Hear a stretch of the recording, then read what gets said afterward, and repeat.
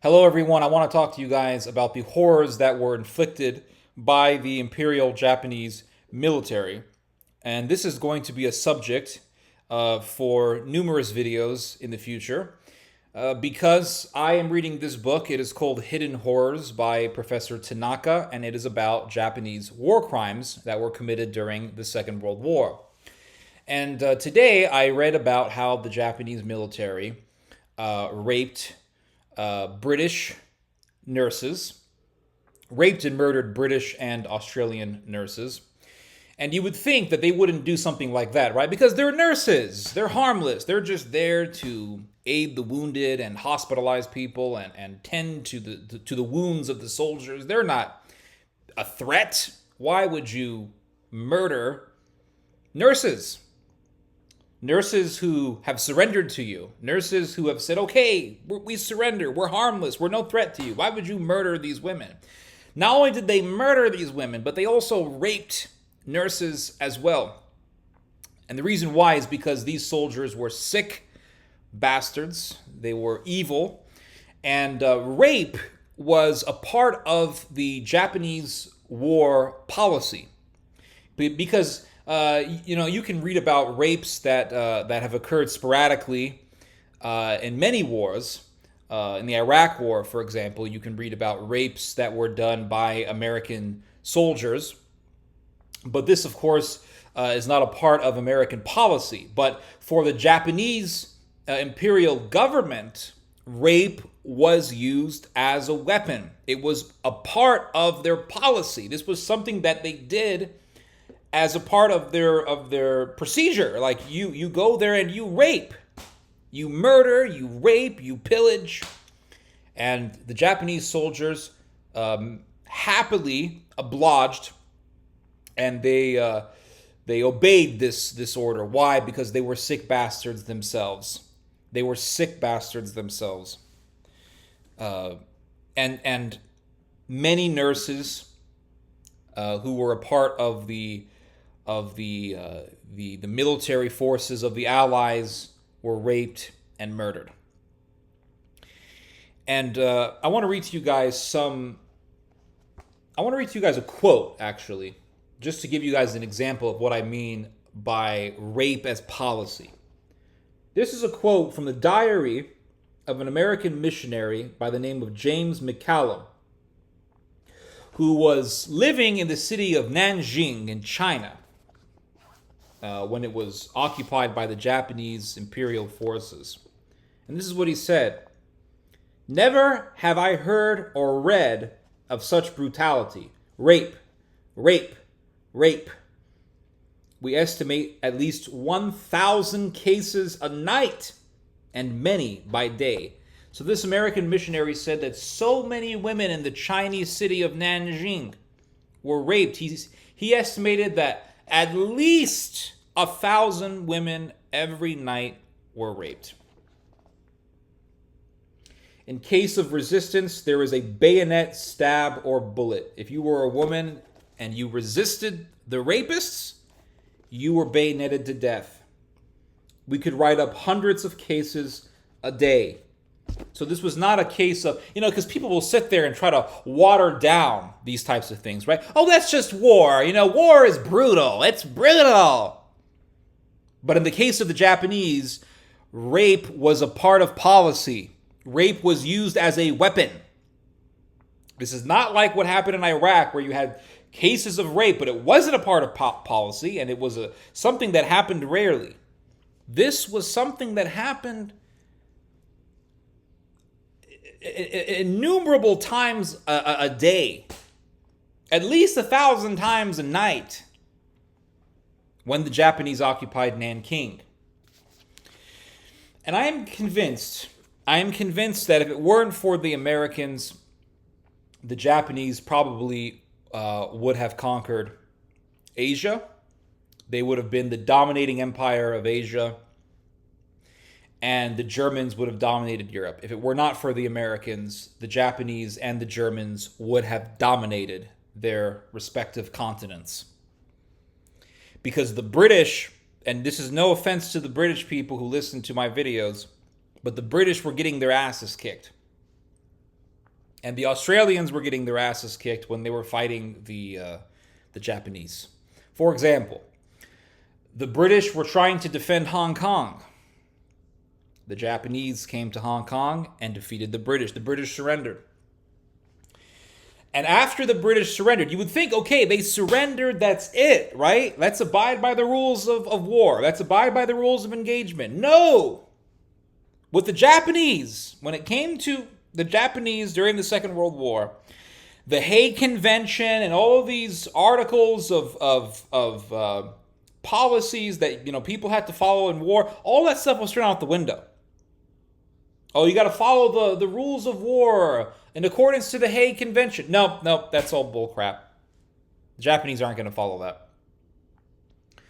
After the British surrendered in Hong Kong, the Japanese took the British nurses, put them all in a room, and for one whole night, the Japanese soldiers gang raped these women again and again and again for one whole night. And the next day, they took 2 British women. For some reason, they took them to a tennis court and they beheaded both of them. This happened in Hong Kong after the British surrendered. This story eventually traveled all the way to Singapore, where Australian nurses were stationed. And these Australian women were told by the British, there was a British soldier who told the Australian nurses in Singapore, if the Japanese win, you are better off being executed by Allied troops instead of being under the mercy of Japanese soldiers because they will rape you. And the British tried to defend Singapore with around 20,000 or so troops. Or actually, no, it was, I want to say around 80, there were about 80,000 or so British and other Allied soldiers in Singapore, and they lost. And around 20,000 or so Japanese soldiers invaded Singapore, and they won. The Japanese defeat. This is why I'm telling you, without the Americans, the British were screwed. The British were screwed. They were going to be defeated by the Japanese. If it weren't for the Americans, the Germans would have dominated. I know, the Soviet Union did a lot of the heavy work. I'm not denying that, but let's be real here. If it weren't for the Americans, the Germans would have dominated and the Japanese would have dominated. And this is coming from somebody who, I was raised in America, born in the United States. English is really my only language. I do speak some Spanish though, but English is my only language. I don't speak Arabic, even though ethnically speaking, I'm Middle Eastern. And I have been very critical of the United States for years, but we have to be honest and we have to give what is deserved. Criticism where criticism is deserved, praise where praise is deserved. If it weren't for the United States, the Germans and the Japanese would have dominated. And I know the tankies are going to say, oh, the Soviet Union. The Soviet Union just got slaughtered by the Germans. They kept sending in hordes and hordes of soldiers, because with the Soviets, it was quantity over quality. And I understand they did a lot of the heavy work before the Americans arrived. But let's be real. If I am wrong, then explain to me, why did the Soviets demand American military weaponry? Why did the Soviets demand American weaponry? Why did they demand American military technology? The Soviet, and I'm kind of getting off topic here, but it's still connected to the same historical situation. The Russians could not, the Soviets could not import weaponry from the Black Sea.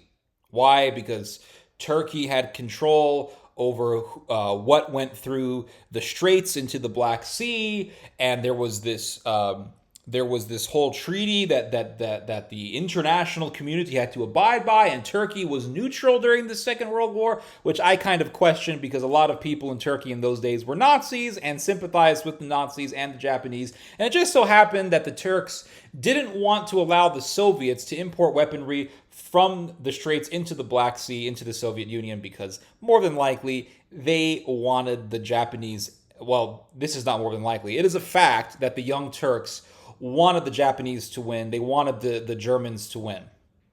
A lot of these, a lot of these Turkish nationalists in those days were Nazis, and they heavily supported Japan. So the Americans exported their weapons and their technology through Iran into the Soviet Union.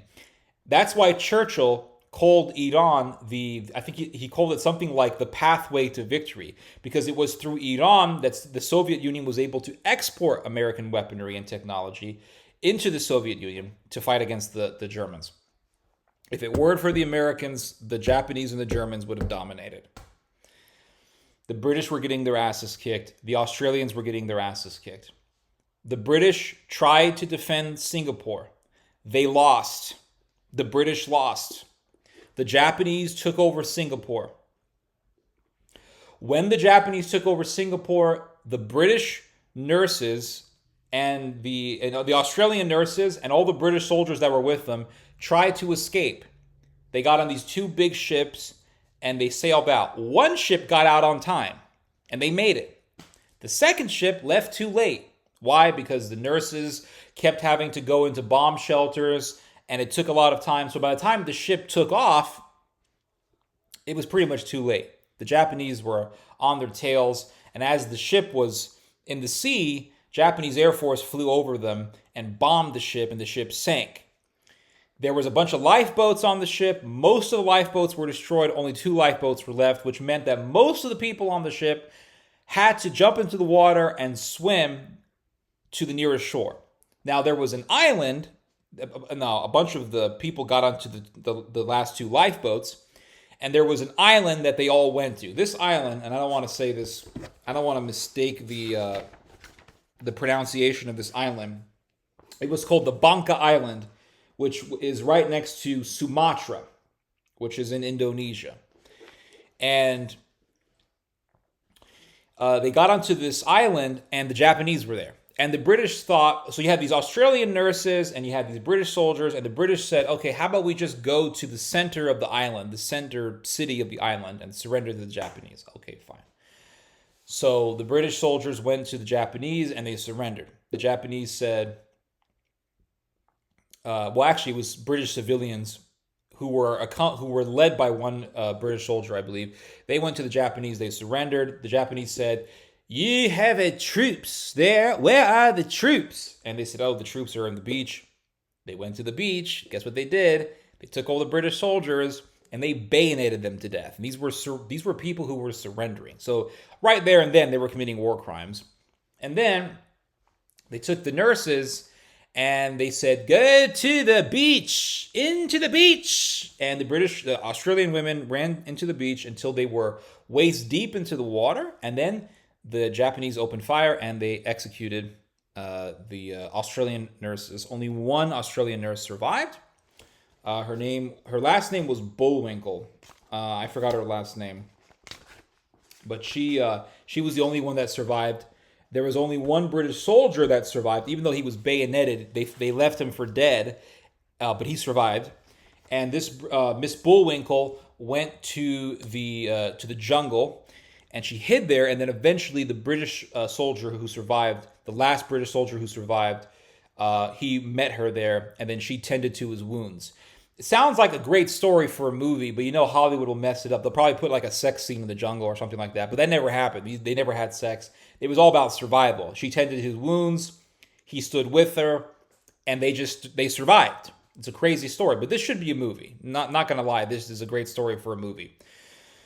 But this was the horror that took place: rape, murder, war crimes, atrocities. The Japanese military was, I will argue that they were worse than the Germans. They were worse. To give you an example of how bad they were, you had about, if you were a POW in a Japanese camp, I think you had about like a 24 or 26% chance of being killed, which is pretty high. For example, in the Sandakan work camp, there were about, I want to say, 1,500 or so POWs. About 6 survived. The chances of you surviving In a German POW camp was close to 100%. It was rare for the Germans to kill POWs in their camps. As bad as Germans were, I would definitely choose to be a POW in a German camp than a Japanese POW camp. The Japanese were horrendous. The rape, the murder, the misogyny was horrendous because they had a very misogynist culture, and they didn't mind the idea of raping female POWs, the idea of raping nurses who were surrendering. They had no qualms about it. It reminds me very much so of the Lebanese Phalangists during the Lebanese Civil War. The Phalangists who were Maronite, they were good Maronite Catholics. They decided that they were going to do a massacre of Palestinian civilians after the Palestinians had surrendered. They went to the Palestinian refugee camp, Sabra and Shatila, and for about 3 days they raped and murdered as much as they could. It was horrendous. Thousands died. Thousands were murdered. There was a lot of rape that took place, as you can imagine. And there was a hospital called the Gaza Hospital. They went into the hospital and they said, where are the Palestinian staff? They took a Palestinian doctor and they executed him as he was begging for his life. They took nurses and they raped them. And there was even one nurse who said that she said that as soon as these phalangists, these good Lebanese Catholic patriots, as soon as they came into the hospital, they started sexually assaulting the nurses. They raped nurses and executed them after raping them. It's quite horrifying, guys. This is why I do not believe in sitting there and becoming fans of this phenomena of ultra nationalism that we're witnessing today. You have these nationalists who come along and they're like, "Oh, look, Japan, they're amazing, they're wonderful, blah blah blah. They're patriots, they're nationalists." And I just have to tell you, people, that you're brain dead. You really are brain dead, because we talk about Pearl Harbor all the time in this country.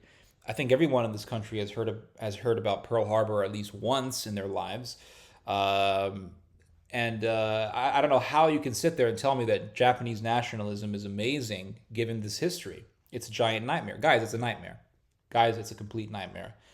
I do not believe in taking any sort of comfort in Japanese nationalism or Turkish nationalism or German nationalism. I think it's all quite nightmarish phenomenons.